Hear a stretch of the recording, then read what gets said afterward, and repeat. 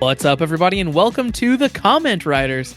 We are a Kamen Rider review podcast, and today on the show, we're going to talk about Kamen Rider Zeztz, episode number 24. I'm your host, Josh Meek, the Uber Geek, and we're joined, as always, by my good friend, Toby Tobes. How's it going, Toby? Everyone, if you're listening to this, please send us pictures of your IDs so we can photo identify everyone, so we know that you're old enough to be listening to this show. Yep, we gotta check it out. We're not gonna steal your identities. We just need to know every identifying detail about you and your life, and we're gonna definitely use it for only positive means. Toby, you can trust us. You can absolutely trust us as we do these great age verifications with your whatever ID you have, really, and then a selfie of yourself, just so we can make sure it's you, and we will go from there and make sure that this is like just the best show you can listen to. Then at that point. Mm-hmm. If you don't have an ID or if you don't want to share your ID, we will also accept scans of the front and back of your credit card with your billing address zip code as well. That's perfectly reasonable in lieu of an ID, I think. Yep. Send it all to cast at KamenRiderSucks.com. It is crazy that the internet is becoming that now, right? That every single site, every single thing is like needing to know who I am and how old I am and whether I want cookies or not. And like, it's just sad. It's sad what the internet's become, Toby. So not so much the actual, like, I want your face to validate you thing. Yeah. But the only part I vaguely used to feel better about is like when you're on like Reddit or your gamer tag or something along those lines. There's a real crazy thing where like the anonymity. That one. Yeah. Yep. The anonymity. Say it again. Anonymity. I can't say it. Anyway, that word. So usually like when people have that, they act like complete jackasses more times than not, or like you feel a certain freedom when you're just like going out and doing things. And then like I think BattleNet or PlayStation Network went to like real names only. And Facebook has basically always been real names only. Yeah. And in my brain in the old days, I was like, this fixes the problem. You know, maybe people won't fuck around because your government name's tagged to this. And then eventually we all found out it doesn't really make a difference. Yeah. Facebook is like, proven for sure. So even like if I knew that everyone's scanning their faces with their government IDs or social security numbers, whatever, if I knew this could curate a better internet, I think I'd be okay with it. But I know it won't even do that. So at that point, who gives a fuck? Exactly. It's all going to be the same no matter what. It's just like, do you want to get yelled at by like John Smith where you can see his real face? Or do you want to get yelled at by like Poonslayer 69? And you know what? I choose Poonslayer 69. Sue me. I much prefer getting yelled at on the internet by anonymous faceless people than like knowing that it's like a real person tied to a real photo.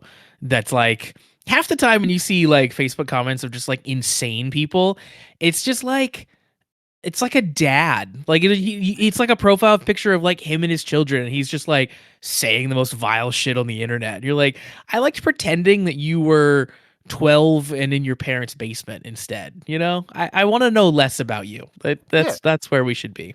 It's also crazy because you think like as effectively like an elder statesperson of when the internet became popular, I was of an age to use it, and like I think effectively probably like 30 years of publicly available internet, give or take 35 years, like AOL, Prodigy, CompuServe days. Sure, yeah. Like you would think people would age out somehow, or like the people that were old to me then are still old to me now, the same age gap, and you think like they would have mellowed out a little bit, but it just stays just as bad, if not worse. I think it's gotten worse because the difference that's happened in the years since we got on the internet was that all these companies figured out how to target an algorithm that specifically fosters those negative types of feelings, right? Because like they learned that you stay on their platform longer if you're kind of scared and angry. So they've created an algorithm that this kind of makes you scared and angry. So it's gotten worse. Like used to be, if you wanted to be a shithead on the internet, you had to like seek out a video game forum or something, and you had to at least be somewhat on topic in your flaming. And now you just get to say whatever you want on Twitter or Facebook or whatever it is, and then that gets handed. Imagine this scenario, Toby. This is what we live in, where you get to write out the most vile things that you can think of, and then like a faceless robot basically takes that letter that you wrote and just delivers it to hundreds of people's doorsteps. And then it finds all the people that are like, oh, this is I enjoy this newsletter. Please send me more. And then puts us all into a special bubble where we all just enable each other and go round and away. Like, Exactly. and like even to like on the happier but similar vibe of that, like there's that whole trend of like on Reddit, it's specifically like r/stupid food. I think it's just Yep. stupid food or something close to Stupid that. food. And like that subreddit is this weird mix of like I took a picture of my friend burning the shit of an egg on a frying pan because he doesn't know any better, or like making some weird concoction, or it's like the people that like karma farm on TikTok where they're like, Yeah. what's the dumbest thing I can do that will piss someone off with how I'm cooking to make them talk about me, and then like go into like a doom loop of this. So at least on like a happier thing, but like half the subreddit is look at this stupid asshole doing this, and then everyone goes, they're literally just rage baiting, and now we're posting it and we're talking about it, and we get into that whole fun loop of like, well, if we don't post them, then no one will talk about it, but you can't get out of it. Yeah. Everything Yeah, you just goes definitely into can. like everything just goes into rage bait loops. Yep. I I think I've talked about it before, but like the moment in my life when I realized that intentional rage bait exists was like was like opening my third eye. It was like suddenly so much about the internet made so much more sense to me. Like, oh, right, if I intentionally spell something wrong or I intentionally say something wrong in a post, people are going to need it's deep within them. They need to fix what I said. They need to correct me. But that's engagement. And then engagement means it gets served up to more people who are then in turn mad about it. And it's this vicious cycle. Like realizing that that was the thing that people were aiming for with these posts was definitely a thing of like, oh, I understand everything now. It's all so clear and it's all such shit. Everything is awful now because of that. Everything I see, the first thing I think like, well, this is clearly rage bait. Like no one is this dumb. No one is this ridiculous. Like no one would have posted this. It's clearly rage bait, and it feels as if the rest of the internet doesn't understand that yet. It's crazy because like it's a mix of and then we'll stop doom looping here after this, and like it's even crazy that too where like I used to post shit on Reddit a lot, and then eventually like even if you word things the nicest way possible, you're like, I'm not saying this. Eventually you have to start saying things like, I'm not saying this to inflame you, I'm just giving you facts. And it's like it gets to that point where like no matter what you say to somebody, someone else, either that person or like someone else on like Reddit specifically, will be like, no, this is why you're wrong still. Or like purposely like choose like nitpick little pieces of the phrase you said and be like, well, no, this is obviously wrong. This is why you're doing this.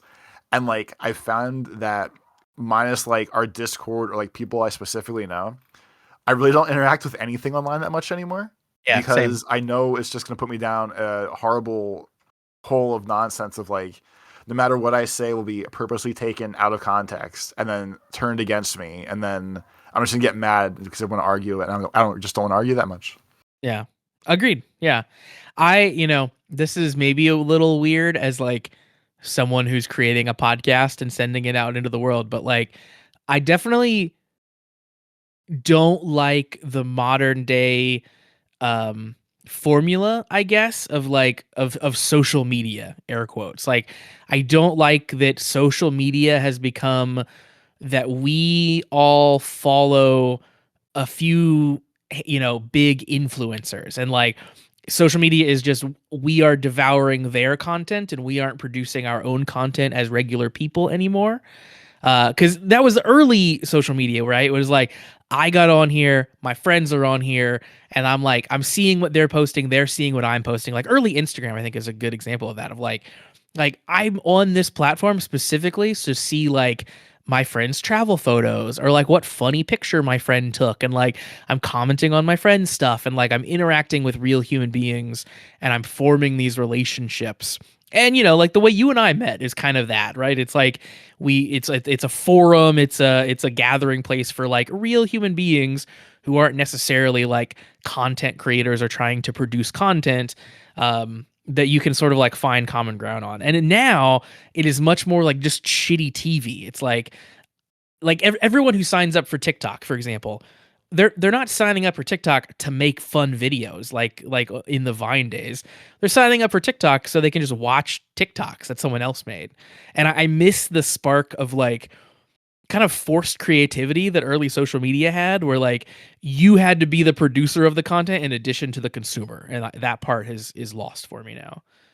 Um, so then I guess we get podcasts where then I'm just producing that kind of content. I don't know. Maybe I'm a hypocrite here, but I do Yeah, you miss the slot like. master. Yeah, exactly. I am just like generating the slot for the piggies, I guess. But um yeah, I mean like, and that's what Discord now I think is for me too. And like you're saying, like Discord's like the main place where I'm interacting with humans on the internet anymore, because it feels like the old times that I miss. Like it's people that I know, and like it's kind of like the bar in Cheers, right? It's like you're showing up, it's the same faces, you have a rapport, and it's a fun place to hang out. And that's like what I miss about the internet as a whole. Yeah, it's all a Yeah. mess. But speaking of holes And messes. No, I don't and know. messes, there's a Zeztz-sized hole in this episode, so we're gonna get in that hole. There certainly is. And this is a big episode of Zets to talk about too, because oh boy, a lot happened. We got a lot of explanation, and certainly a lot of more questions, I think, generated from this. This is episode 24 of Zets. And of course, we had the big bombshell revelation last time around, the end of last episode, that it appears that the lady is Nem's mom. And we kind of pick up right from there at the beginning of this episode. And the lady really just kind of launches into a big explanation about what's going on here and what our relationship is. Mommy dearest is laying down some truths. Yes, indeed she is. And what she tells us is a mind fuck. Um, so we find out, confirmed, she was code number 2. Um, and she kind of flashes back 20 years ago, and she tells us that because of her dream learning that she underwent, she of course had horrible nightmares. We've seen that with like Baku as well. One of her horrible nightmares that she had a dream about being pregnant, and in this dream she also was attacked by a nightmare. She got a cut on her hand that she still has the scar for, and when she woke up from this nightmare where she dreamed of being pregnant, she had a brand new born baby in her arms. I So always, she I got, always, I always wasn't sure of how babies were born, and now I know.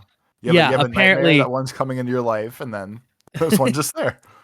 Yep, apparently a nightmare impregnates you in your dreams, and that's apparently how it works.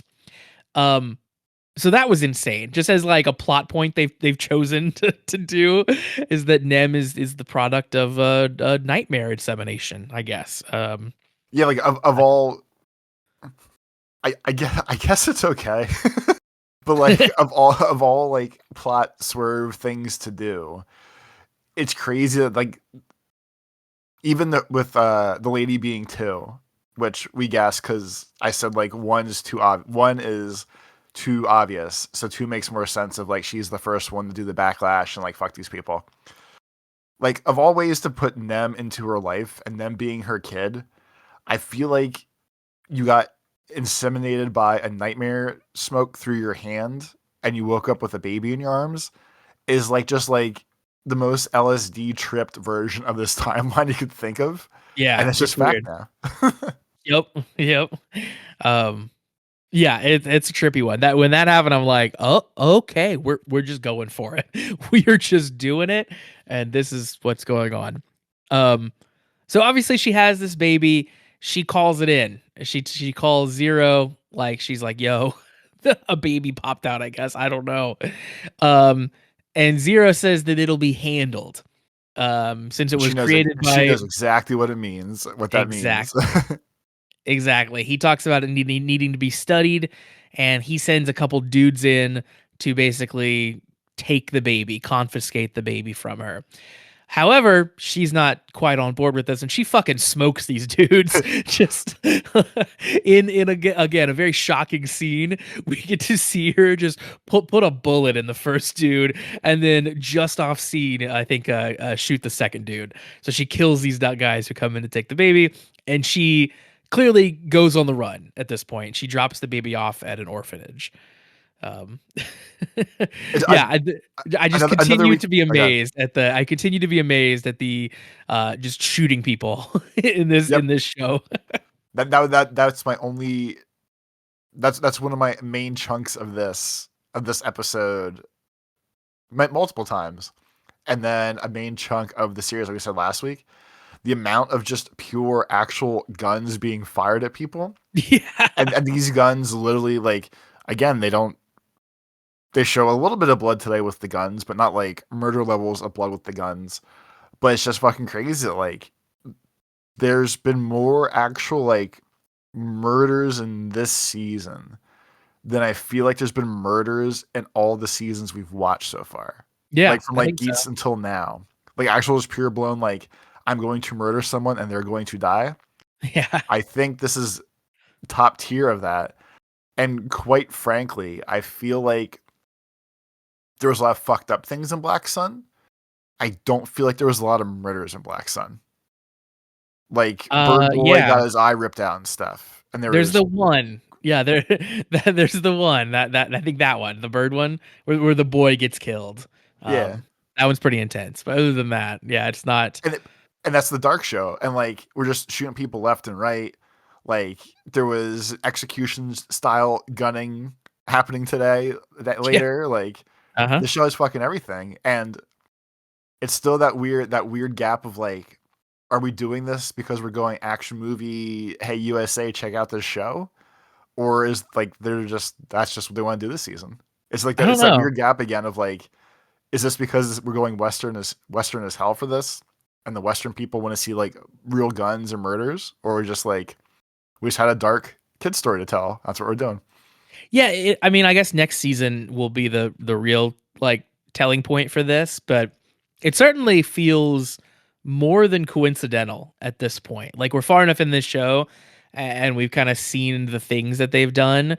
It does feel like if this wasn't an intentional choice like hey, let's gun violence it up for our western release, then it certainly was very lucky that those things lined up, I think. Cuz it is proving to be a great introductory season for someone who wouldn't know anything about this coming in because you're just primed. Like, yeah, show me an action movie. Sure, let's do it. I want some gun violence. I guess the other option is like if we never do this again, like sure I'm a seasoned veteran of common writing now, but like if this is the first and only year we ever do this, like if I would have started with this season with you, and you're like, oh, you should watch last season too. I'm watching freaking Bubblegum Candy Boy hugging people and saving babies and everything else, and it's like, what the hell is the show supposed to be? Because this isn't really like like again my narrow pool of like 6 seasons, but like this isn't like any of the other seasons. This is just like its own crazy wild thing. As you're saying, if you start with this one, maybe um, you're not gonna be set up for like enjoying the rest of the shows because it's so different. Or at That could least the be, newer ones. Like if you're yeah. like, oh, this season's awesome, I'm gonna watch last season now. Like you watch Bubblegum Boy, or if you watch the one before that, you're like, wow, this is just Pokemon. And then that's still happy, goofy, whatever story. Like, oh, my best friend's a grasshopper. How cool! You turned white one day and died. Wow. Well, you by then you have fallen in love with Hopper, so it hits really hard. I guess so. The story here of code number two of the lady is not finished because she drops the kid off at the orphanage. But then she keeps watching out for this kid, for Nem, kind of from the shadows. And when she found out that Nem had an accident, was in a coma, she decided that she was going to step in and work on bringing her back to life and waking her up. So this is when We find out that the lady kind of created this garden space that she talks about that is attached to the dream world. And then this is when the lady confirms that she is the source of all the nightmares that are, uh, tormenting the world at this point. And it was all kind of in service of using them to wake Nem up. Um, Nem asks, "Why didn't you visit me in the dream world then?" And we find out that the lady can't do that because if she does, Code would then be able to find Nem. They've been hunting for her all this time. And so the lady hasn't slept for 20 years so that she doesn't fall asleep and lead Code to Nem in her dreams, which I think is hilarious, but also like kind of badass. It's a genius diversion of like if I just never sleep. I mean, it's like what they did in Nightmare on Elm Street. The kids took drugs to keep them awake because then if you don't have dreams, you don't have nightmares. Blah blah blah. Like that was even the plot of directly was the plot of Freddy versus Jason, and then indirectly whatever medicine they had established in the Nightmare verse was in like the third or fourth movie too. And there's one specific drug that all the kids took where they're like, you don't have dreams when you sleep if you take these pills. And it's kind of the same deal. And now that we're talking about things as always, if like how wouldn't Code know that Nem was Nem? Yeah. Like like now that we're sounding it out, like I guess if 2 didn't want to get found, I guess that's why she wouldn't go to sleep. But like Nem has been with Baku the whole time. And unless Right. like Code had to know that.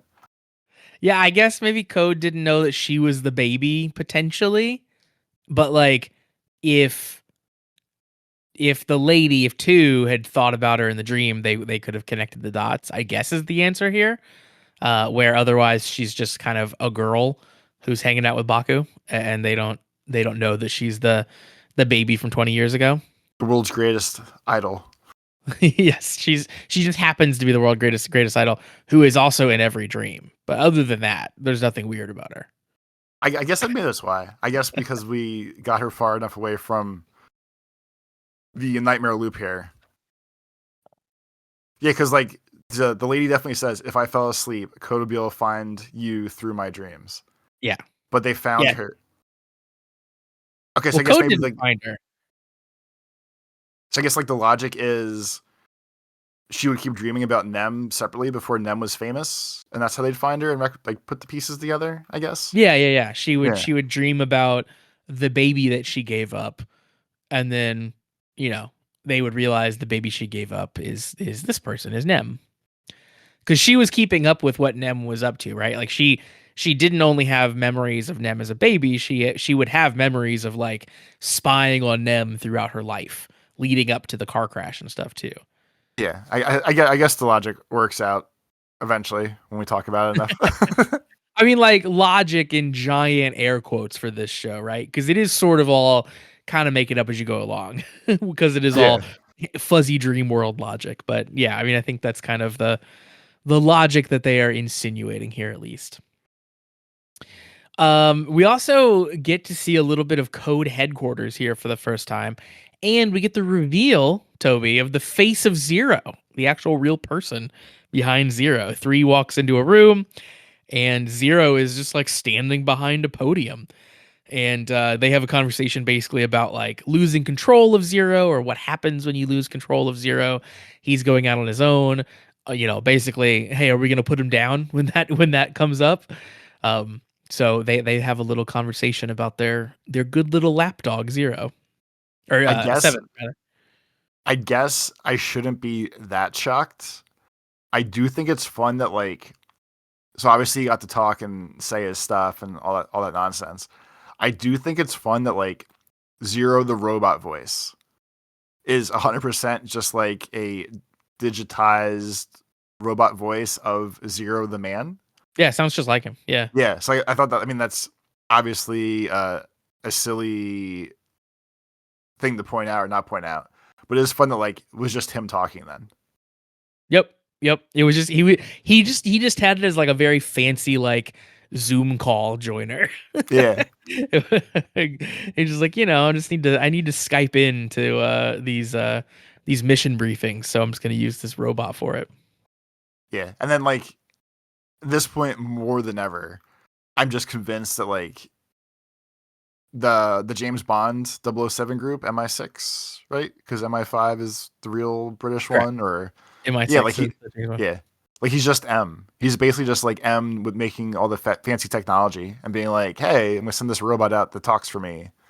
You Sure. go do agent stuff. So I thought it was fun that like we basically came full loop on the everyone's favorite secret agent nonsense thing. Yeah, yeah. It's like yet another secret agent trope that we're doing this season for sure. I thought it was cool. I like the I guess I like the vibe around the code headquarters. Like it's all kind of like dark and sterile looking, and it looks exactly like I would have pictured it being. So I think that's cool. I like that they all just show up to the workplace too. That's fun.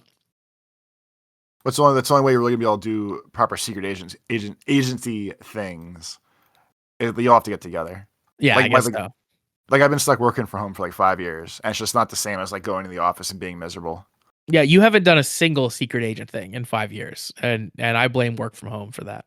My secret agent thing is how many video games I play during work, but I'm not gonna talk about Yeah, that. ixnay. That's the most secret agent of shit. um, Next up, Minami goes and meets with what she thinks is Baku's counselor again, but really it's the lady. They have kind of another confusing conversation about Baku, and again, the lady is urging her to kind of wake Baku up. And now it's time. Basically, she's like, listen, he's helped so many people, but he can just be a dude now. He can just be a regular guy. Wake him up. He doesn't need to do his job anymore. So the lady's like desperately being like, we need to take Zeztz off the board somehow. Talk him out of it, please. We took him too far the one direction, and now we need to take him all the way back to their direction. Yep. Our police friends in the command closet are trying to figure stuff out. Basically, Nazca is like, code, I didn't even know it existed, and they outrank us. And Fujimi is clearly like still torn up about Nox dying, and he knows that he can't arrest Baku for it necessarily, but he doesn't really know if Baku did the right thing, and so on. So they try to question Baku, and Baku kind of just pushes him off, doesn't really care. His sister even tries to tell him like, "Hey, you're not being like a cool secret agent. You're just kind of being a dick." And he still sort of pushes her off too. I mean, basically everyone today is basically telling Baku like, "Yo, dude, you're kind of a dick. Like, Yes. you really could just be kind of being an asshole now. Like, we don't know why you snapped so far the other direction, but like something's broken in your brain now, bud."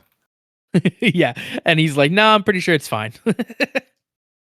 Yeah, yeah. His whole attitude, like he says, basically like, "No, I really don't give a shit. Like, cool, I guess, but Yeah. people died. Now more people are gonna die."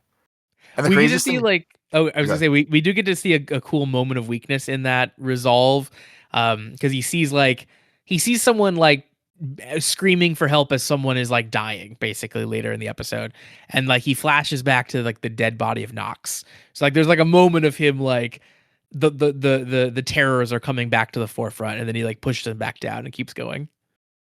the crazy thing I noticed this time for whatever reason, and it might just be my brain, but I don't know.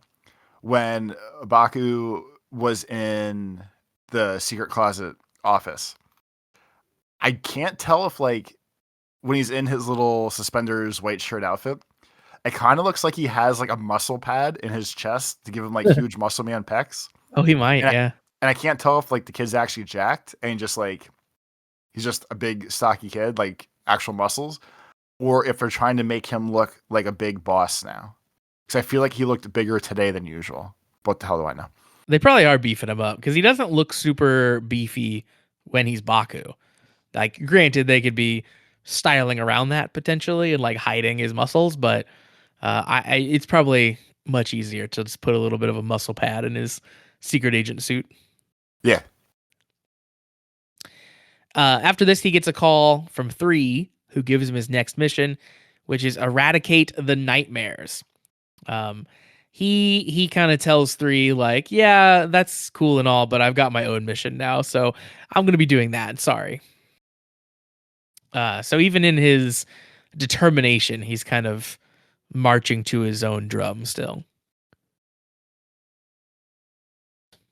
Of course, we find out later that his mission that he's aiming for, of course, we've heard it before, is save Nem. That's the only thing he cares about is find Nem, save Nem. Yep, and because he's everyone at this point, Code, Edoc, everyone is like, this dude went completely off the rails. Oh shit, it's all going horrible. And he's just walking around like the Terminator, like, save Nem. All I have to do is save Nem. Yeah. He's trying desperately to be the Terminator. Yeah. Like he's like trying too hard to be the Terminator, even to where everyone's being like, yeah, you're really trying hard to be the Terminator. We can all see it. Speaking of being the Terminator, though, the lady is doing her best Terminator impression because she has decided that now that Nem is awake, today is the day that she's going to fucking full frontal assault on the Code headquarters. So she shows up outside their doorstep. She's got like a cool little like hand mounted device where she can just summon nightmares. And she does that, and she sends the Over and over nightmares and in over. over and over, and then she just calmly walks behind them, randomly picks up guns and starts shooting. Um, this was such a cool way for her to fight. I love that she doesn't henshin. I love that she just like summons these nightmare Pokemon instead. Yeah, it's really good. Like, there was a whole, like, the whole storm the base sequence, moments, whatever. Like, there was a whole military's worth of dudes with like machine Yep. guns and submachine guns, and she basically just like hid in the back, in like behind the fence in the grass, threw a monster over the fence until the monster kicked people's asses. She stole like an SMG from somebody, and then like kind of snuck in separate. But she's absolutely like, it's probably like more, it's probably closer to like Yu-Gi-Oh and that dumb little card holder that goes on your wrist. She Yeah, just like totally. she shoots monsters off of it, and they go fuck things up. And we even got to see like crazy Baku this time, where I don't know if they're gonna fix it. They might have fixed it by the end of this episode when we get there, but like, it just seems like she's spawning just like the most base ass of monsters to try to like do stuff. Because Baku in his catastrophe form is just like one punching all of them immediately to death, and she's busting out new ones. So I think we actually had like 3 or 4 nightmares this time. They're like distinctly different costumes that just basically got like one kicked or one punched to be ultimately like instantly eliminated. But yeah, obviously is like, I was impressed they didn't just spawn the same monster and over. Yeah, It's I just like liked that it different was ones every time. different. Yeah, it was cool that it was like just she's clearly like grabbing a random one as we're going. Or maybe she's choosing, but like she's choosing different ones as they are coming out. Um I thought that this whole sequence of attacking the code base, well, one, it's like it is very much a set piece. Like they are in locations where they don't normally go. They have way more people on set because they have all the like SWAT guys who are running out to try to attack her. Like they clearly spent some money on this sequence. Like you Oh could yeah, tell they tried hard on this, and it looks very good and it looks very cool. And it feels like I'm watching something with a bigger budget than Kamen Rider, which is, I think, a big praise for this whole sequence. like as we Um, always say, like, this is as action movie-ish as it goes. Like, again, for all the other weird things, like, so many guns this episode, and we yeah, effectively had like an actual like military force. There was like 20 actors there with guns, yeah, and they did the thing where like, oh, we're shooting bullets at the monsters, doesn't do anything, blah blah blah. But they still had like 20 dudes in full like SWAT uniforms shooting the monsters, doing like pure actual military things of like, oh fuck, a monster's coming to kill us. The guns aren't going to do anything. We're still going to shoot anyway. Deal. yeah, for sure, yeah. So yeah, a grand scale for sure for all of this. And of course, as you said, as she's fighting, Baku eventually shows up and is also kind of like I guess attacking at the same time, and 3 and 7 or 3 and 0 realize that Baku 7 is is like he's loose. He's not really doing what they want him to do. And he's also kind of attacking Code at the same time, right? He's wiping dudes out as he's also kind of like confronting Code number 2 now.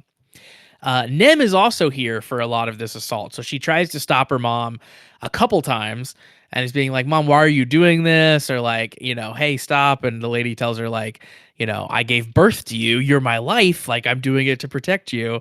And then later, I think Nem is like, okay, tell me about the world you want to make, like trying to distract her. And she talks about, the world is all about freedom, the world I want to make. And um, she sounds like proper crazy through all of this too, which is very good. Um, Baku, of course, like eventually targets the lady directly. Well, first I guess, sees her first and realizes that she's the counselor that he's been talking to, and she says, like, your sister proved to be worthless, I see, which is awesome. To both like tell him that she has talked to his sister, which obviously he's going to be very mad about, and then just like the sickest burn on this woman that like has done nothing wrong to you is very funny to me. But anyway, Baku runs at her finally, and he's gonna like clearly take her down, and Nem jumps in front and tells him to stop. Now And she's this stuck in the moment, middle. exactly, she's like, "It's my mom, don't do it." And this moment of hesitation in Baku basically makes Zeztz go haywire. Like he like kind of starts to like melt and explode, and like it all just sort of like destroys itself upon him. What And the lady explains that like that's the price of giving yourself up to nightmares. Like a single moment of hesitation will eat you alive, which is crazy. like yeah, I don't know. Only with I don't know if like that broke the catastrophe form, or he's just weak now. Because like I like the he was still the catastrophe Zets whatever when she made him melt, but Yeah. he still was able to OG Zets and get his ass kicked afterwards, kind of thing. Yeah, right. Yeah, but he goes just to OG Zets and doesn't go back up to the catastrophe form, right? So yeah, maybe he lost catastrophe there for a bit. Um, but he Or also maybe it's just gone now. Because I guess like could be. I guess that would specifically tie more to the when you hesitate with the nightmares, blah blah blah. Like Zet's form was just like the generics, whatever.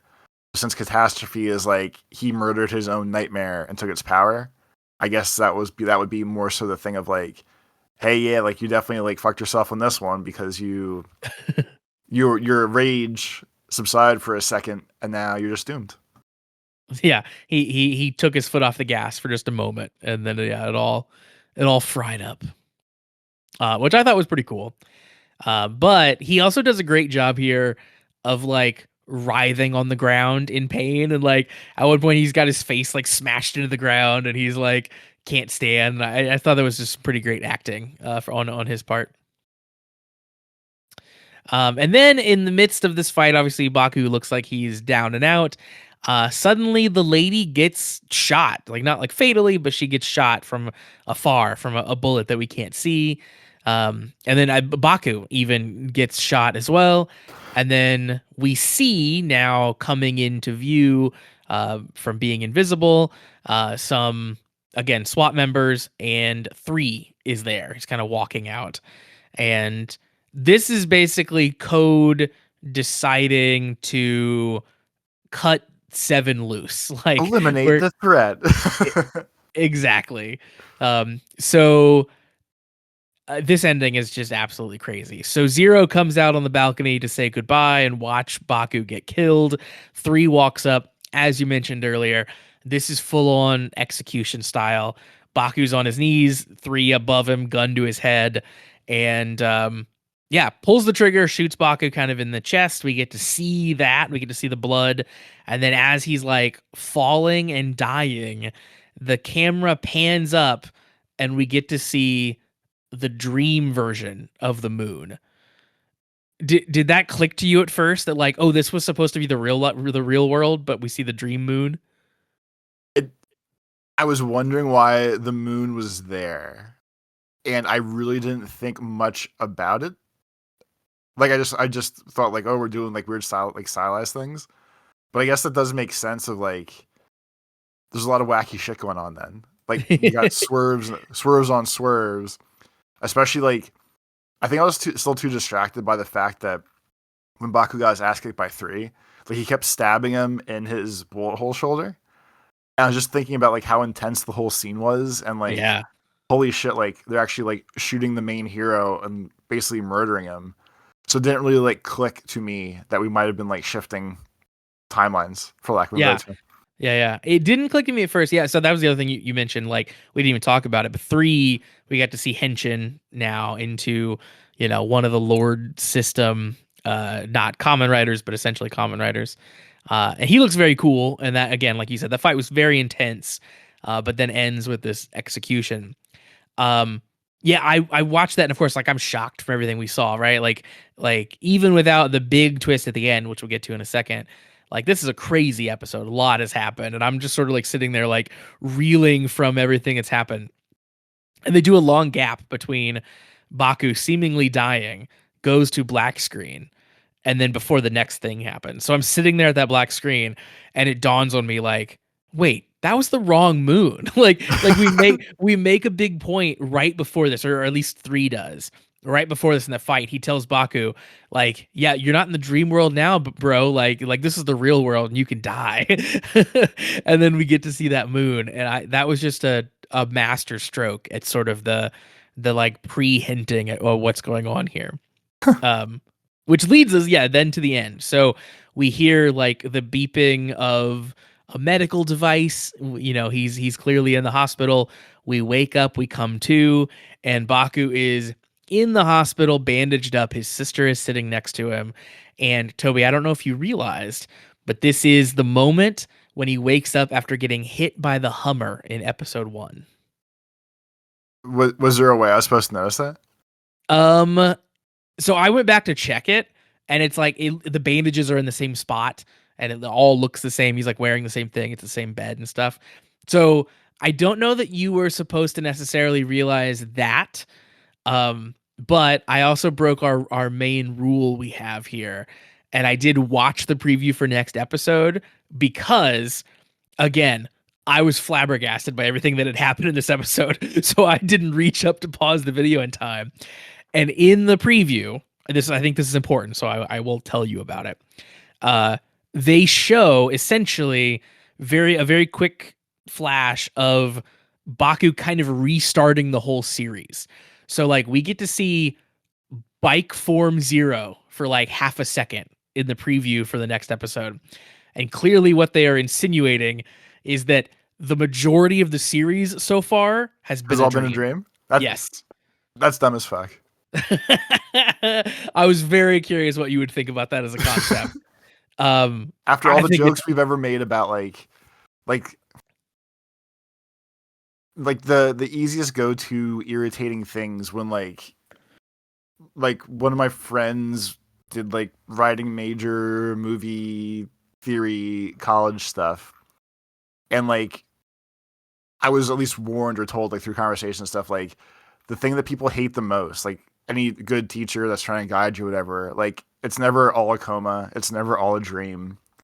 Like that just completely negates anything that you wrote or did, because it's the easiest cop out to be like, oh, and then he woke up and everything was fine. So like, so it normally is. I agree, 100%. and even But though I'm not going to give it a pass because it's a show about dreams. that's what I was gonna say. Yeah, I mean, like if any show can get away with it was all a dream, I think this one can. And obviously they have to write their way out of this. So like this is all contingent on the story continues to be good, and they continue to have good explanations for these things. But I think this show of all shows can get away with this because like the things that happen in dreams matter in this show, right? Like a good chunk of the show does take place in dreams, and those things affect the real world and like have consequence where it's not just a dream sequence. Like we can restart the series here, but like the things that happened in the dream portion can still very much matter. Like Baku could potentially remember them. If not the audience, we are gonna remember them. So like I could see them going a route where like maybe Baku now something changes and he doesn't learn that Code is kind of evil, but we know they're evil or something like that. Like I think that there's stuff you can play off there. But yeah, I agree. I think most of the time the trope is very, very bad. But I think here it's potentially really interesting. They still have to do a very good job from here on out, but I think that the idea, the concept, I'm really interested in seeing what they do because this is a whole level of like conceptual I didn't think they'd go down. So now it's a fun avenue to think about, I think. I guess with the caveat that the show has been very, very good so far. Yeah, yeah, yeah. I will give them a pass for now. And then happen to look at the subreddit while you were talking about it. And someone posted a tweet that says, the reset just happened now because we just finished 24 episodes. Like there are 24 hours in a day. The clock just reset. It's a new day when he wakes up in the thing. So I guess I have my eye on them now. I don't know how I feel. That makes me think then the show's going to have like 49 episodes because we'll have like one more full day pass and then like a finale episode. They better make it work. That's all I'm going to say. I think they can. I agree. I think big benefit of the doubt here because this is I think especially within the past maybe like 5-10 episodes, they've really proven this is a show that like they can continually subvert my expectation for what they're going to do next, and they can surprise me, and they can come up with really, really interesting stories that make the dream world stuff feel very impactful and very meaningful. And I think that they can do that here, where yes, even though they're going to say that a lot of this was a dream, I think they can probably do that in a way that it still feels like it was important that it happened. And it also explains, Toby, why they're so willing to kill every fucking person in this show. Because hey, guess what? Now they're all back. Yeah, we're gonna bring them back. Yep. So yeah, I'm sure we'll get to see 5 and 6 again. Like I said, I saw the little preview where we get to see Zero's motorcycle body. So we're gonna bring all the fun people back, and I'm sure we'll get to see Nox again as well. Yeah, I mean, like if one comes back, they all come back. So that seems fair. Yeah. I guess like all the shows kind of reset sometimes. Like Geets specifically did. We rebuilt the world 5 times. Basically, every time he won, we kind of started over ish, and we built the world there. I think I'm just gonna sit. I'm gonna stay on. The show has been good enough where I guess this is okay. That's kind of wild now that I know that basically we watched an entire season that like effectively nothing happened. It's crazy. It's absolutely crazy that they literally jump back to a scene in episode 1. Yeah, it's nuts.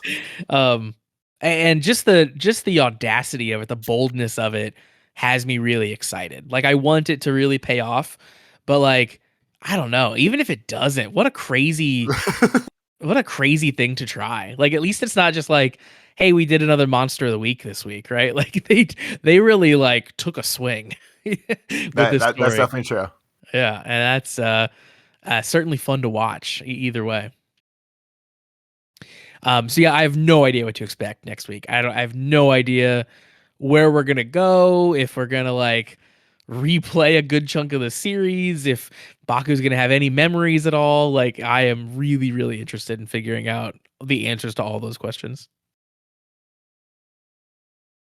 You know, I hope, Toby, we can also learn about the dangers of nightmare impregnation and what we can do to protect ourselves from it. That's the biggest takeaway of all. Yeah, you know, you gotta keep it safe. Gotta keep it safe. Toby, let's jump over and talk about some emails because we got some of those. Ooh, that's always fun. cast@commonwritersucks.com is the email address. Once again, that is cast@commonwritersucks.com. One thing I did want to do is circle back because our friend Shade had actually sent us a little bit of a sum up about Sentai and about Gozyuger that he was thinking as he was finishing the show. You and I have now finished Gozyuger as well. If you want to watch that, where we watch it, you can watch along with us if you sign up for our Patreon, which is at patreon.com/the comment writers. We watched all of Gozyuger. It's all up there. You can watch along with us. $3 a month gets you access to the Patreon and gets you in the Discord as well, where you can talk to us. So again, patreon.com/the comment writers. But we have finished Gozyuger and kind of putting a bow on that series. So I wanted to circle back and give Shade his platform to talk about the end of Gozyuger here as well. So if you have not finished Gozyuger, there's a chance that this is going to have some spoilers in it for the finale. So maybe skip ahead 5 minutes or so here. So Shade says, number one, Sentai Gozyuger is a difficult series for me to pinpoint my thoughts on, even after a whole day of thinking about it. I tried tackling the series all as its own thing, as the 50th anniversary of Super Sentai, as the finale of Super Sentai, etc. None of these specific elements feel right on its own when you're talking about Gozyuger, and my god, just thinking about all of them at once hurt my brain. Then I thought, I guess that's the authentic Gozyuger experience.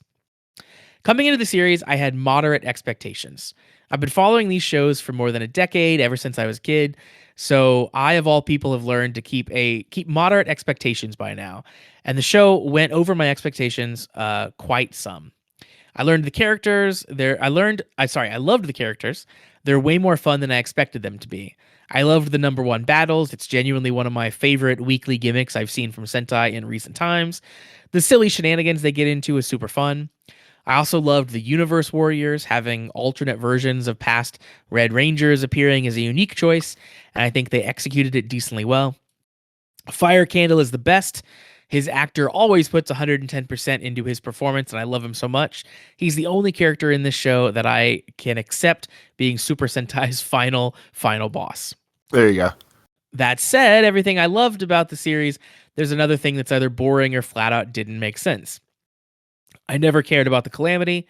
I never cared about Ray, who is Rikuo's friend. The Blue Ranger's friend. Even though he was played by Blue Buster from Tokume Sentai Go Buster. I didn't understand a single thing about Kuon's arc, and I don't know if I'm too dumb to understand or if the show is doing a poor job. Probably both. The worst part is I can't watch the finale without being sad whenever I see Shida Kohaku being poorly edited into each shot. That was the best worst part. Yep. Absolutely the best worst part. After watching the finale, I didn't exactly feel heart-wrenching, and I certainly didn't feel satisfied either, which confused me so much because you would think that someone like me would be feeling at least one of the two emotions I mentioned, even if it's just a little bit. Instead, I spent an entire day just pondering, trying to figure out how I feel about Gozyuger, about this show called Super Sentai that has been a part of my life for so long. After a long, long day of pondering, I think I found my thoughts about Gozyuger and about Super Sentai and its legacy. It was fun. I had fun. That's what it's all about. I had fun watching Horu being proud of saving money. I had fun watching Ryugi learn about the true meaning of manners. I had fun watching Kenjiro and Sumino being the grandpa and grandchild duo. Rikuo and Mashiro had good songs, I guess. At the end, they brought it back to where it all began. Horu, aka Gozyu Wolf, has been a loner all his life, and through his journey of fighting alongside others, he learned what Super Sentai is all about: friendship, companionship, and camaraderie. Of all the ways that they could have ended off, you've got to admit that ain't half bad. So is number one Sentai Gozyuger the number one best Super Sentai series of all time, like the title suggests? Nah, far from it. But maybe it was never about becoming the best. Maybe just the act of striving towards becoming the best makes you number one at something. Or I'm just trying to be deep for no reason. LOL. I'd give number one Sentai Gozyuger a 6.8 out of 10. A lot of fun, but also a lot of flaws. Can't wait for Boon Boomjer versus Gozyuger, by the way. I think that I pretty much 100% agree with Shade here. I think that I like the characters in the show more than the show. I think a lot about the show is confusing, as Shade mentioned. And granted, like, you and I are talking over the show, so like we're probably not watching it as intently as we would if we were watching it solo. But like, yeah, like I don't understand why Blue's friend even existed really in the show. Um, I didn't understand a good chunk of the, of the god stuff and the relationship between the gods. And then like, okay, then the polar bear comes in. Like, there's a lot there that was like, oh, okay, sure, yeah, whatever you say. Let's just move on. But at the end of the day, it was a really fun season. Like I definitely enjoyed my time with it every week, even if I didn't think it was always 100% good. Seems like a fair Um, summary of the final season in most people's mind. yeah, for sure. And yeah, interested in what comes next there. And we are going to be diving in to what comes next, Toby. So if you're interested in watching Toby and I watch Super Space Sheriff Gavan Infinity, well, then sign up for the Patreon right now because we are getting started on that this week. So patreon.com/the comment writers, and you can join us at the beginning of that journey. And to clarify Josh's wonderful sales pitch, since it is a new series, the first 3 episodes will be on the free tier as well. So if you are first watching one of these shows with us, you can effectively watch the first hour, first 3 episodes with us together, and then you can decide like, hey, these guys are annoying, and just stay on the free tier. Or if you want to buy into the nonsense, then you'll get the rest of the episodes all as well. You can take the red pill or the blue pill and decide if you want to dive deeper into the rabbit hole that is the Patreon or not. There you go. Yeah. Our next email, Toby, comes in from Jordan. Jordan says, so that just happened, or maybe it didn't. Look, it's time for a reset. So in this episode, I was totally right, and the lady was, in fact, code number 2. Now, we're just waiting for the reveal of 1. They might save his appearance for the season's movie, though. We also finally saw Zero in his human form in full view this time, not just a shadowy figure. We've also saw a real-life code facility, which according to 3 is just one of them, which makes sense since this is a global organization. We also saw the lady using a modified wrist-mounted version of the Nox driver, which had the power to release nightmares. Nightmares released in this episode were the Wolf, Poison, and Demon King. She's also dead now. And then there's Nem. I didn't take it as they had killed the lady, but maybe that was the insinuation. But I guess it doesn't matter because it was all a It's dream. all going So, back, yeah. yeah. Yeah, I thought she died and Baku almost died, but Okay, I might have that back wrong then. Yeah, I knew it wasn't a kill shot on Baku, and I guess I was assuming it wasn't on her either. But yeah, it probably would have been. That makes more sense. Jordan says, and then there's Nim. Oh boy, I can't believe she's a nightmare. She's not, in fact, a normal human, but a byproduct of 2 being attacked in her dreams. So now we know why and how she creates nightmares. My only question is, where did the nightmares come from before we saw 2 being attacked before Nem was born? Oh yeah, because if yeah, okay, I guess that's a good question. I still think there may be a core nightmare somewhere. Lastly, there's the abrupt reveal that the last 24 episodes were just a dream. Or were they? Baku still remembers everything since he dreamed it, and Code still remembers too. Going by what I saw in the preview, it seems like Baku is going to be getting a new start as Zeztz. There's also been leaks. Nox is back and will be helping Baku, and the other side of Dual Mare Orderom. Okay. lots of words. Yep, there's new forms. It seems like this form is following in over Master Gav's footsteps. Catastrom gives him super strength and destruction. Then I predict Odoram will have the power of super speed and creation. I'm just wondering if 3 knew this would happen if he killed Baku. Was he serious about Baku outliving his usefulness and terminating him? Or did he want to erase Baku's memories to hopefully continue to use Zeztz? Because what we've already established is that Baku is the 1 in a million that can be Zeztz.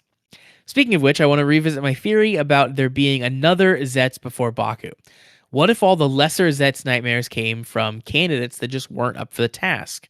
If you look at the Catastrophe Gore Nightmare's face, you'll see it resembles Zetz's helmet.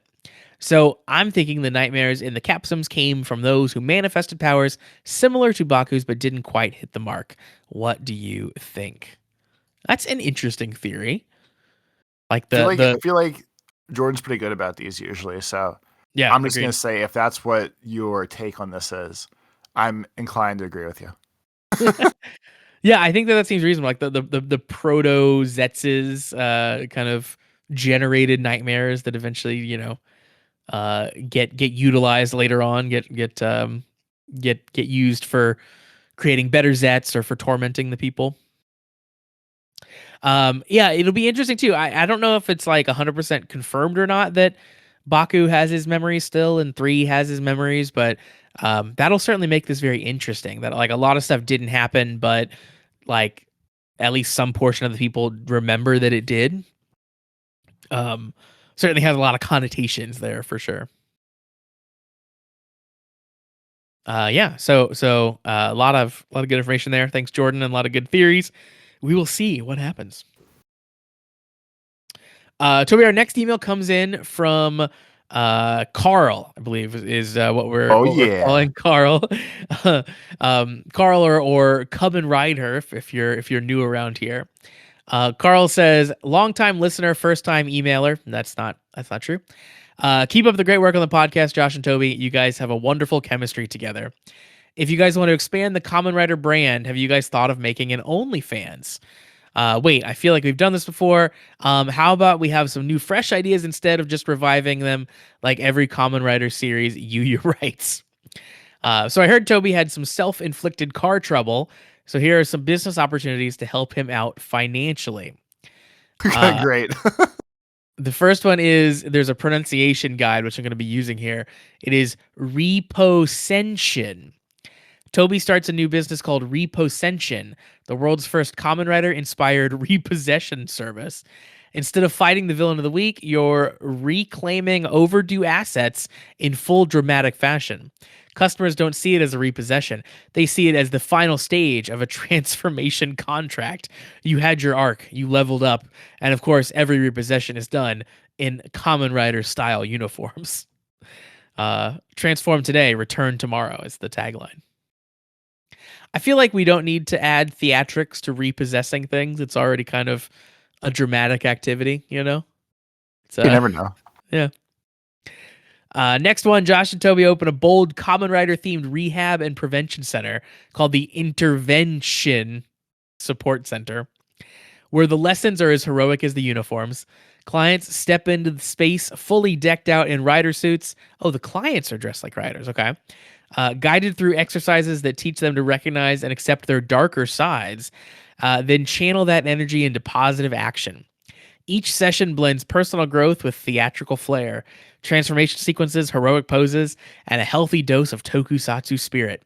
The goal to leave every participant with a renewed sense of purpose, heroic intentions, and the confidence to better their own lives, and maybe help a few others along the way. It's redemption, evolution, and empowerment rolled into one. Your transformation starts here. The Intervention Support Center. Toby, I feel like you could be a support counselor. You could tell someone to like, all right, talk me through it. You know, like let's figure it out. Dump all your traumas on me. I'll soak them up. We'll get through it Exactly. together. Carl finishes up and says, random notes, quickfire. Been watching Space Sheriff Gavan, and it's been tons of fun. Have you guys watched the Gav movies now that they are out? We have not yet, actually. So yeah, maybe we'll do that at some point. To redabble. Yeah, redabble indeed. And also, Carl says, loved your video game video, Josh. Have you heard of Grand Battle 4 Grand Battle 4 and 5 for the Super Famicom? They are amazing tokusatsu platformers, and I love them dearly. No, I have not heard about those, but I will look them up.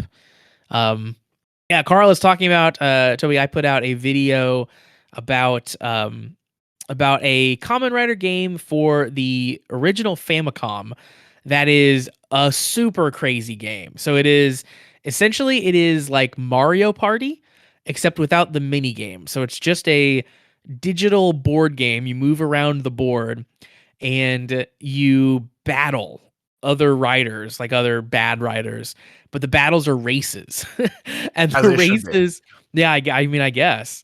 And the battles are races, but they're turn based. So each turn, you are choosing whether you're going to drive, whether you're going to attack, or whether you're going to use an item. Those are your only means of interaction. So it's a really hard game at first because you're just really slow. So it's very hard to level up.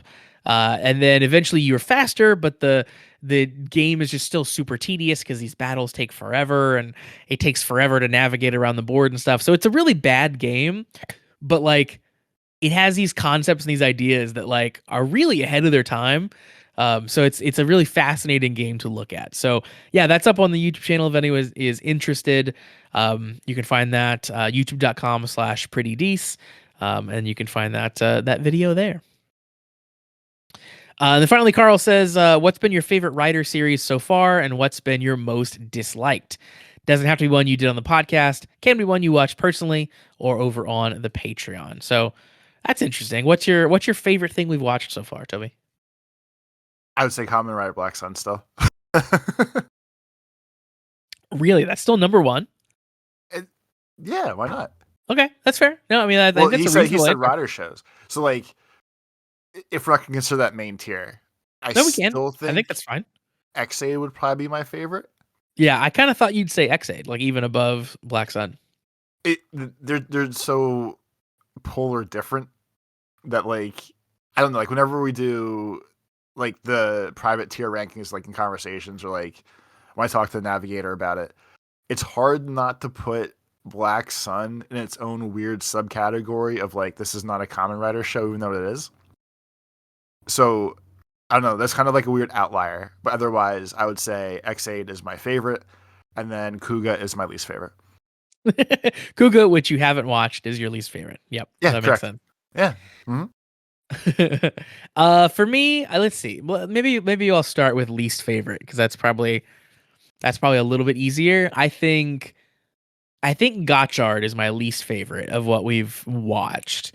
Not that I disliked Gotchard. I think I actually like generally enjoyed most of it.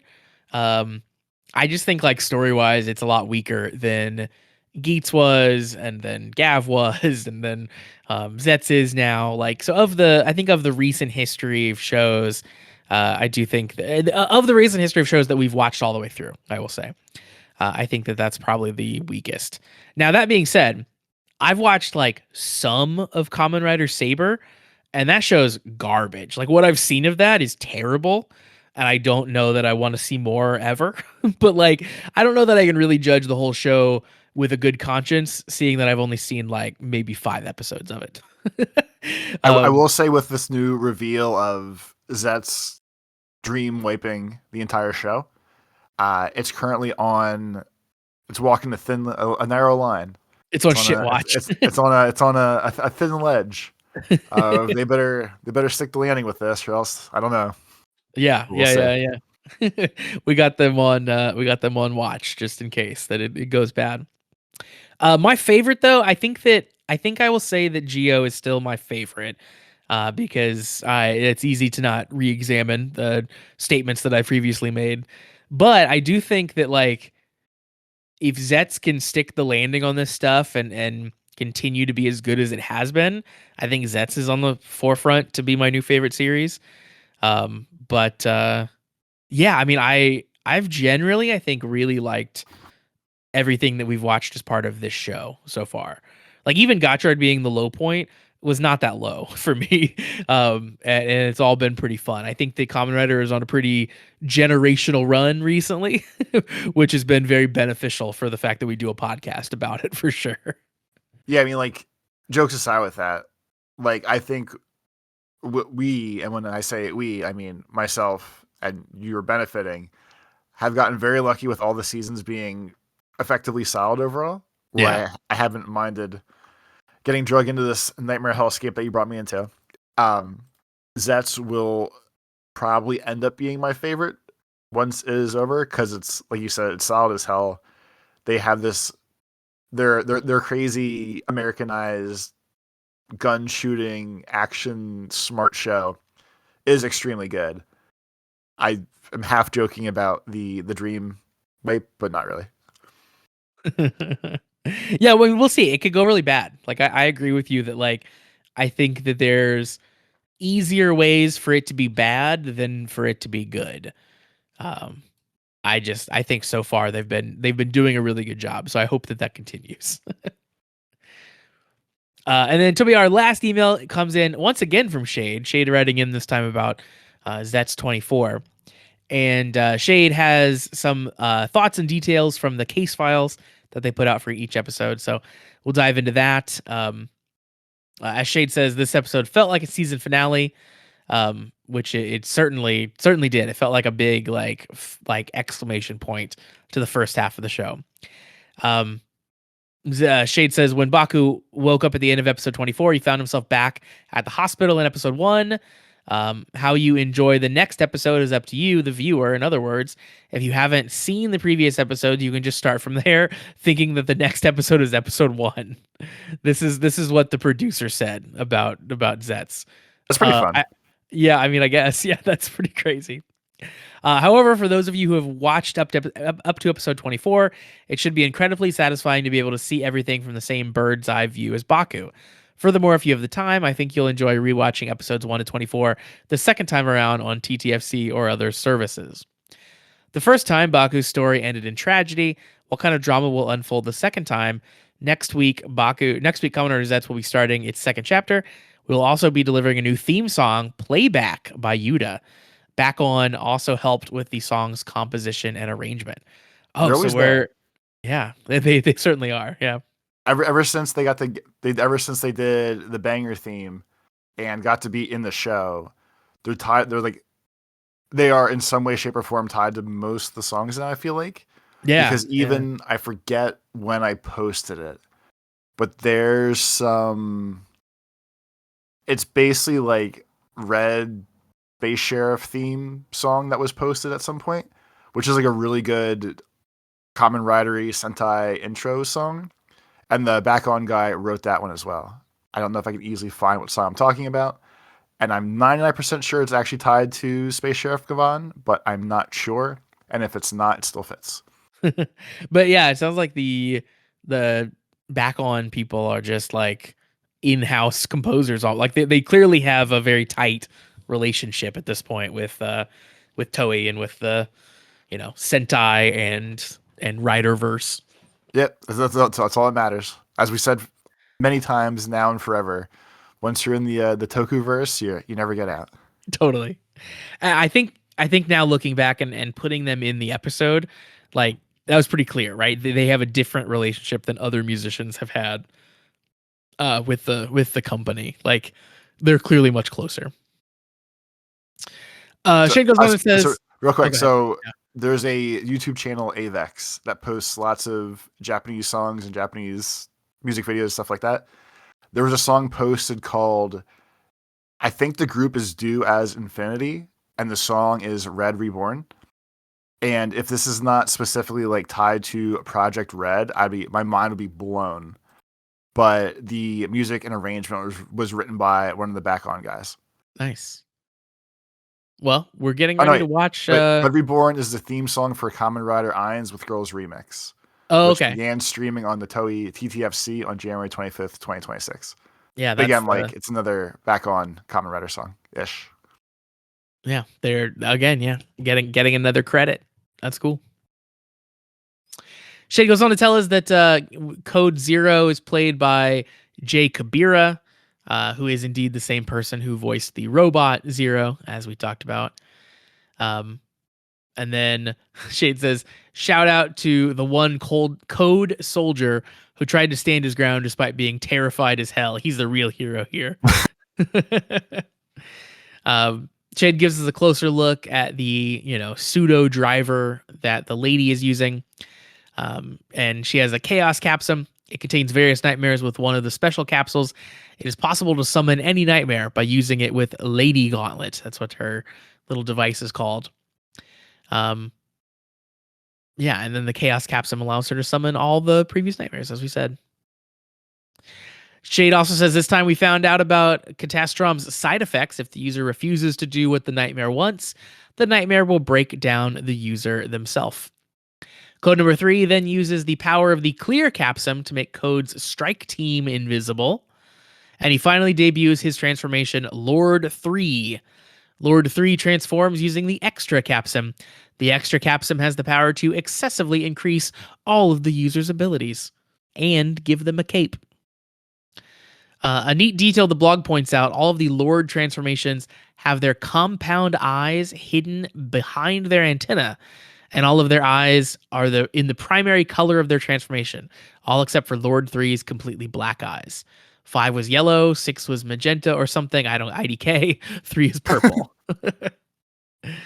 And then finally, code number 3 executes code number 7 with a shot through the heart, or so it seems.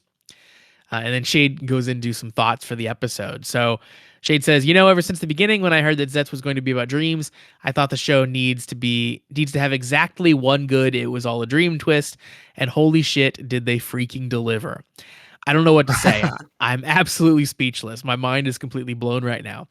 A Kamen Rider series has never made this big of an impact on me for nearly a decade. This episode felt like the final act of an action spy movie, and it kind of was, in a way. It's incredible. I can go on and on about how amazing the entire sequence at Code headquarters was, how incredible everybody, especially Baku's performance was, and just how well they utilized the shock value of gun violence. Like, seriously, I haven't seen this much gun violence since the early 2000s era Kamen Rider. So I guess as a pro, I guess that used to be a thing when there was actual gun violence in the old days. Kuga has a bunch of gun. I've recently watched a fair bit of Kuga episodes for a video project, and like they are constantly shooting guns at each other in Kuga because it's like that show is definitely like half police procedural, half Kamen Rider show. So it's just like a lot of guns. So yeah, we're getting back to our roots, Toby. That's crazy. Yeah, it certainly is.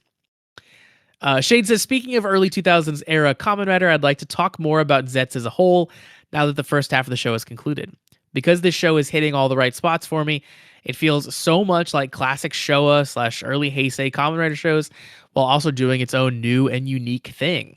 For the first time in a long time, the Kamen Rider is a lone hero again.